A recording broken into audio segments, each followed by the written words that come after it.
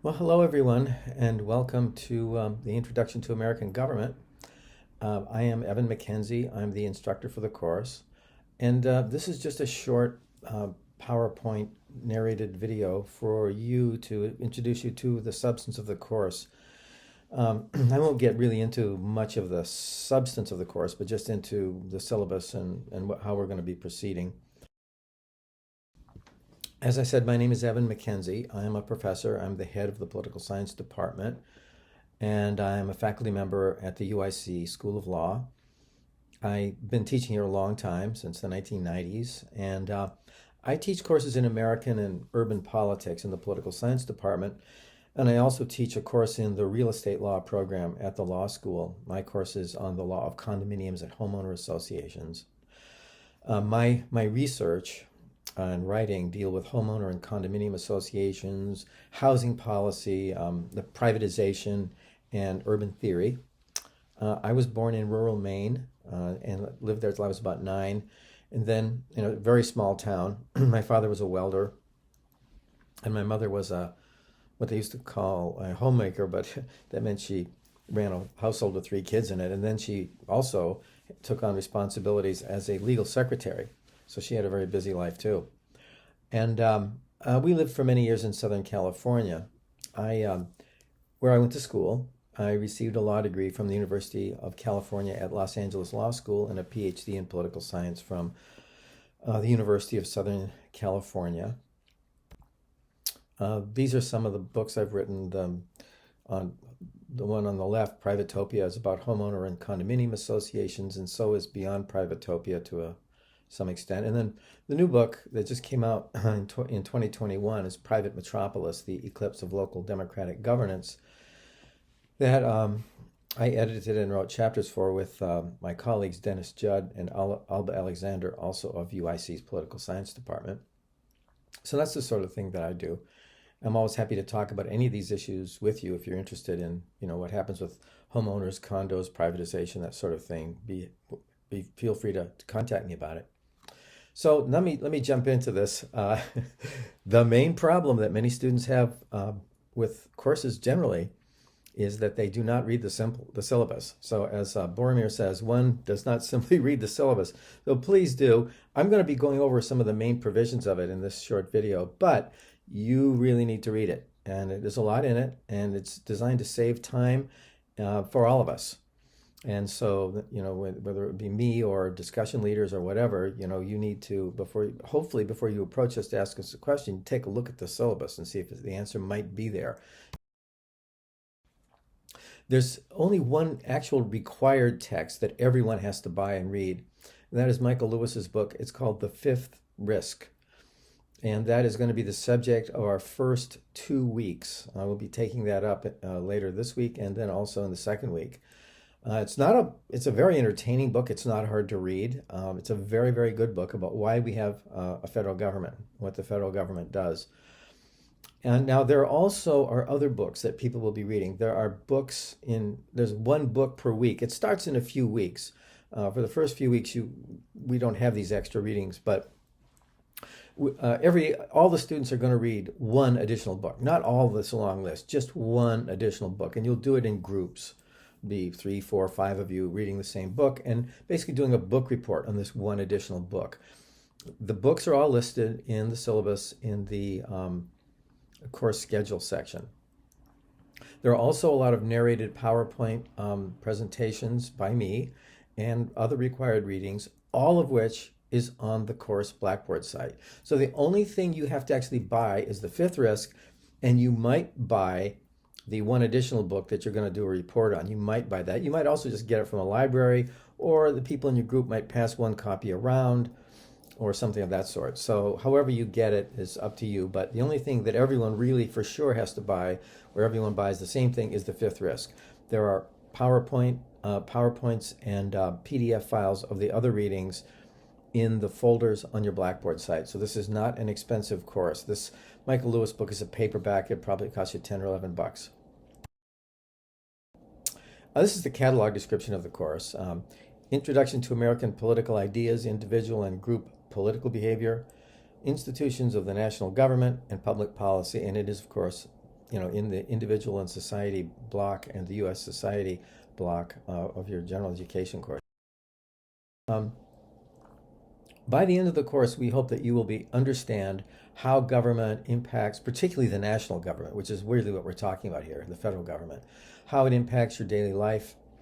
You'll understand some of the main debates and issues pertaining to our government that have arisen throughout our political history in this country. You should be able to explain and to talk about not just government, but also politics. And in the next PowerPoint video that you're going to see, I'll go into this in much more detail. But we have government institutions, we also have political institutions like political parties and so forth that aren't actually government institutions, they're private institutions. And you'll understand what they are and what they do. You should also be able to identify and describe the main functions of the branches of the federal government, the executive, the legislative and judicial branches. We'll have a week on all of them, or in one or more cases, 2 weeks. You should be able also to understand the different ways in which citizens can participate in the political process in this country, which includes not just elections, not just voting, but other things as well, social movements and other things, interest groups, parties, etc. And you'll also understand how individuals and organized groups, which are very important in our society, organized groups, can affect the outcomes and the policies that affect all of us in this country. So, quick outline is, again, I'm going into this in more detail, but when I get into the substance. But here's the outline of the course. There are 4 units in the course. We'll cover 2 units and then have the midterm, and then the other 2 units and have the midterm. And have the final. So 2 units in the midterm and then 2 units in a final. Unit 1 is the introduction. That's where we are. That's the first 2 weeks of the course. And by the way, every bullet point here, except for the unit titles, each one is a week. So what does the U.S. government do for you? That's week 1. Theories of politics and government, that's week 2, and so on. Now, the unit 1, that's the introduction. And then unit 2, we'll talk about the institutions of government, the founding and the Constitution, Congress, the presidency, the federal bureaucracy, which is actually part of the executive branch, and what we call the administrative state, and then the federal judicial branch, and then we will have a midterm. After the midterm, we will start unit 3 on politics, and these are the political institutions I mentioned, public opinion and polling. You'll learn how that works. Political parties, interest groups, the media and political communication, I think a very important unit. And then campaigns, elections, and voting. And then we'll go to unit 4, which is on public policy. And we'll talk about several different types of policies. First, civil rights and liberties. Second, economic and social policy, which are very closely related. And then foreign and military policy, and then we'll have the final. And the exams are separate. In other words, the midterm covers the first 7 weeks. The final exam covers weeks 8 through 15. So the final is not a comprehensive final. That's why both exams are worth the same amount. And it goes like this. And I'll give you a little bit more detail on some of this, and you'll get more of it, of course, from your later on here. But attendance is an important part of your grade, and so is participation. Now, the way this basically works is that when I say attendance 10%, I'm talking about attendance and participation in your discussion sections. That's 10% or 100 points. And that is going to be determined by your discussion leaders. Now, you have to attend, Friday discussion sections. And when you do that, they're going to take roll, and they will decide whether you're late or not, and whether or not you get full credit for being there. That is going to be up to them. But if you were absent from 6 of those, there are only 15. If you miss 6 of them, you get a 0 for attendance. So you can't miss more than 6. That's it. And of course, the more you miss, the lower your attendance and participation in discussion. The second part says participation. That relates to participation in the discussion forums. which is basically your participation in this part of it, the lecture part of the course. You have discussion forums, and the syllabus explains exactly how I do this, but you'll be required to make at least ideally two posts. One of your own post of your own responding to a question that will be there that I'll put there every week, and the other is where you comment at least once on what some other student has to say. So you participate in discussion on Friday by attending and by talking. You participate in the lecture by answering the discussion questions, and each one of these is worth 10%. And when I say the discussion questions, I mean the discussion board questions. That's on the Blackboard site. So there you go. Two different forms of participation, one for the Friday discussion sections and one for the lecture. And the lecture is totally online, so is participation. We have two exams, the midterm and the final. The format is exactly the same. They will be, and I'll give you a little bit more detail on this as time goes by, but basically they're 50% essay and 50% multiple choice. You will do a paper on the State of the Union address, which is coming up in a few weeks. And you will do a paper on political films. Each one of these papers is worth 5%. And then we have your individual or group project. Again, I've got a little bit more detail on that for you here, but basically you do a group presentation using PowerPoint. That goes to your discussion section, and then you turn in a paper, an individual paper, your take on the book that you read, your personal report on it. And that's separate. So each one of those is 5% of the grade, is 5% or 50% of the total grade, but half of the grade for that assignment. So that adds up to 100% or 1,000 points, because I use points. We're going to post your individual assignment grades in the Blackboard gradebook, but just understand one thing. You can't trust the total. When people look at point totals, I'll probably try to make those inaccessible, because it's very difficult to get Blackboard to correctly calculate these things because of the weighting of the assignments and so forth. So, but your individual scores on assignments, exams, and so forth will be posted there. Now, I mentioned about how we participate, that you attend and participate in the online lectures using the Blackboard discussion boards, and we take role in discussion. Okay, but on both of them, understand that civility is important. And this is hardly ever a problem at UIC, but every now and then it comes up. When people are in discussion sections, talking, using your phone, misusing electronic devices for things not class related, disruptive, uncivil behavior, being rude to people, being rude to your instructor or classmates, that sort of thing. We warn people about that. That is not okay. It rarely happens here at UIC because the students are really wonderful, really, to each other almost all the time.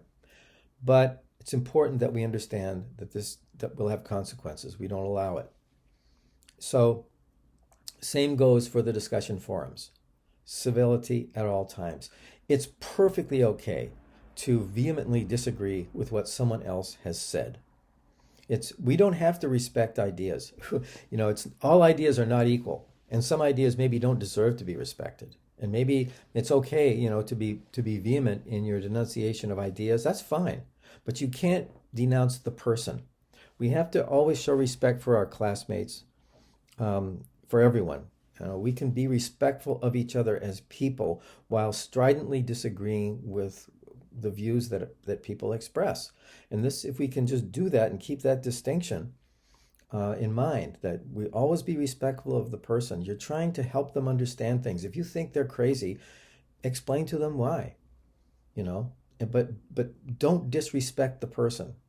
Always remember, these are people. We're all people. We all have feelings. We all deserve respect, no matter what our background, who we are. We all deserve respect, but sometimes we are wrong about things. I make mistakes, and it's perfectly okay to disagree with me or your discussion leaders or anyone. Just always be respectful when you do it. As I said, the exams are not, the final is not comprehensive, units or weeks 1 through 7 and then 8 through 15. The multiple choice questions are going to come from anything. I mean, anything we cover could potentially be the subject of a multiple choice or essay question. But the advantage you have with the essays is I'm going to give you all the essay questions in advance. All the possible essay questions that can be on either exam, I will give them to you a week before the exam. You'll take the exams on Blackboard, so you won't have to go anywhere to take them. They'll just be on, you take them at home or wherever. You'll take them on a Monday or Wednesday, or on the final, whatever day is scheduled for that. And so you'll see there'll probably be 12 to 15 questions that are possible questions on the study guide. It's the study guide for the essay portion. On the exam, you will see 3 probably of those questions, and you will choose one and only one of those 3 questions that I pick. So you start with, let's say, 15. You can prepare for all 15 however you want. I suggest making outlines. And then you will get 3 of them that I choose on the exam, and you get to pick one of them. So no surprises. You'll have plenty of time to prepare. Now, there's also the film paper assignment. I mentioned this earlier. The film paper, I think, is a very interesting project. I have a list of films, and we'll post it on the Blackboard page, and you'll see it. You pick one of those films, and then you write basically a 2-page paper that analyzes the film essentially for its political statement. These are films that are about politics. And you will have, as I said, not just a list, you will have detailed instructions on exactly how to do this assignment. They'll pop up in a assignment folder on Blackboard, so you'll know exactly how this works. Most students really enjoy this assignment. The films are very entertaining, and I think you'll get a kick from it. The group projects, these are the book reports, basically. They're essentially, this group project is a group book report that has a group component and an individual component. The group component is an in-class presentation in your discussion section with a PowerPoint or Google Slides presentation. We're talking 15 minutes, 20 minutes max. And then everyone that very same day turns in an individual paper, which is their take on the book, your own book report, right? Everyone does their own individual book report that you wrote, but you contribute some slides to an in-class presentation on the whole book. You'll get a sign-up sheet. This doesn't start for a few weeks. We don't actually get to that until, let me give you the exact date. It'll be, it looks like, week 4 is when we'll begin with those. So we have several weeks with no book reports. And you'll get a sign-up sheet and have plenty of time to locate the first book. Extra credit, everyone's favorite topic. Yes, there's going to be extra credit. I anticipate offering a number of extra credit assignments. These will involve attendance at something. Almost always the attendance is Zoom, although we're hoping we're going to get back and do some things live. We shall see, right? Normally, we require confirmed attendance and a 1-page paper, which is just basically a reaction paper. So you have to show you attended. You do a 1-page reaction paper. It's quite simple. Usually, these are worth 10 points. I shoot for 4 or 5 of these, which would mean, it just depends on what we have as possibilities. We have the political science department lecture series. That's one thing that often I let people do if the lectures are something you could understand. Things like Constitution Day, or which we won't have in the spring, or that normally is in September. But whatever, we have different events that you might be able to attend for extra credit. And what I'm going to try to get is 40 to 50 possible extra credit points, which can make quite a difference, because 100 points would be a whole letter grade. So you can make quite a bump in your grade if you attend these.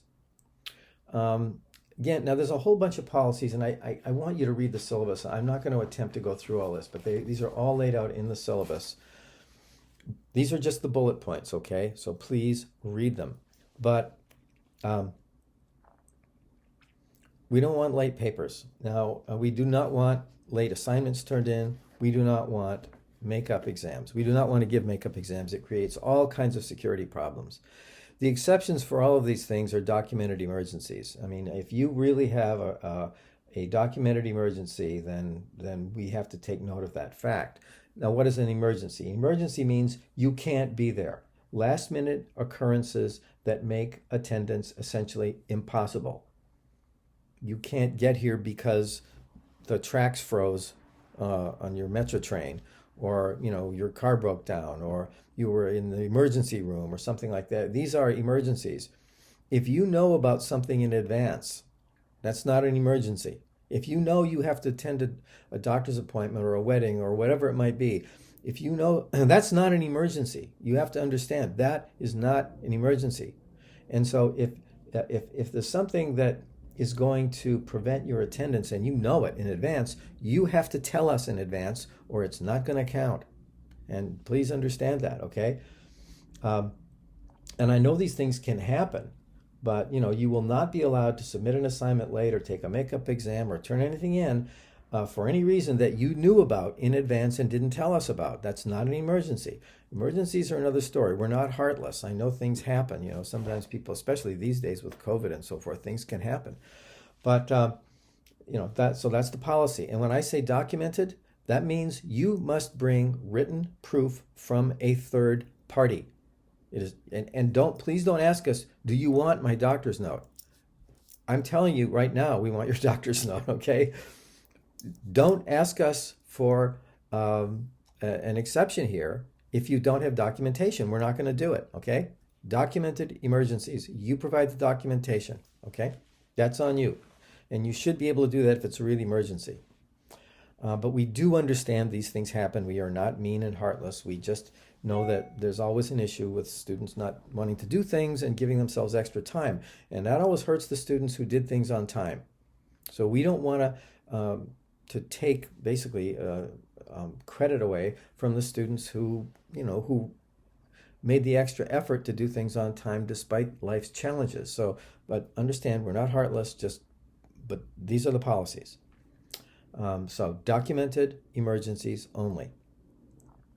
Academic integrity, well, you can read about that. We have basically a zero tolerance policy for academic dishonesty. That includes plagiarism, which is described in the syllabus. Basically, it means using someone else's work or someone else's ideas without attribution, without citation.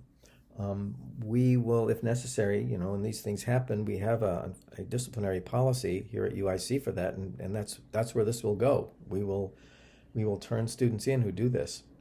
And we have ways of catching people that many students don't understand, so please don't do it. Again, it's hardly ever happens. Students are really good about this, but about not doing these things, but please just be aware of it. Religious holidays. You are supposed to notify us by the 10th day of the semester if you are going to be absent at any day during the semester for a religious holiday.